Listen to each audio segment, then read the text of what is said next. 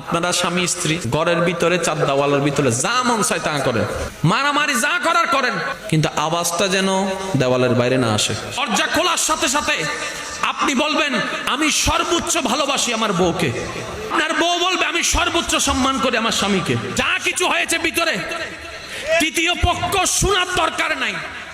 স্বামী স্ত্রীর ভিতরে কখনো তৃতীয় পক্ষকে সুযোগ দিবেন না, কারণ যত জামিলা সব তৃতীয় পক্ষের কারণে হয়। এই ভাইয়ের ঝগড়া আপনার এলাকায় আছে, দেখেন মামলা হয়েছে, মাঝখানে তৃতীয় পক্ষ আছে। বোনের চেহারা দেখে না, বোন ভাইয়ের চেহারা দেখে না, ভালো করে খেয়াল করেন, মাঝখানে তৃতীয় পক্ষ আছে। স্বামী স্ত্রীর মধ্যে ডিভোর্স এসেছে, মাঝখানে তৃতীয় পক্ষ।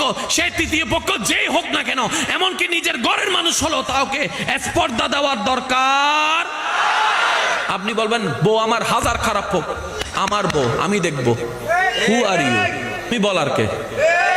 তুমি বলার কে? কারণ আমার বউয়ের দায়িত্ব আল্লাহ তোমাকে দেয় নাই, আমাকে দিয়েছে। এবার আপনার স্ত্রী আপনাকে স্বামী সম্পর্কে যা তা বলছে, আপনার স্বামী এমন করে অমন করে, আপনি শুধু এতটুকু বলবেন, হ্যাঁ আমি আমার জামাইরে বলছি যে 3-4টা প্রেম করতে, তো সমস্যা কি? দেখবেন তৃতীয় পক্ষার সুযোগ পাবে, তৃতীয় পক্ষার সুযোগ পাবে। কারণ এইভাবে যদি ডিভোর্স হার বাড়তে থাকে, একদিন দেখবেন এর পরিবারও খুঁজে পাওয়া যাবে না। আপনি না হয় সুখের জন্য ডিভোর্স নিয়ে আলাদা হয়ে গেলেন, আপনারা না হয় আলাদা হয়ে গেলেন, ওই মাসুম ছোট বাচ্চাটা কি দোষ করলো যে মাকে হারাচ্ছে বাবার সাথে থেকে, বাবাকে হারাচ্ছে মার সাথে থেকে? সে তো কোনো অপরাধ করে নাই, ওই মাসুম বাচ্চা কেন শাস্তি পাবে? ইসলাম বলে এটা আমি সমর্থন করি না। একসাথে মিলে থাকো, রবের রহমতকে আশা করো। হুয়াল্লাযী আনজালা সাকিনাতা ফি কুলুবিল মুমিনিন, রবের রহমতকে আশা করে মুমিন হয়ে যাও। ওই বাঙ্গাগর রব তোমাদের শান্তির ব্যবস্থা করে দিবে। সুবহান।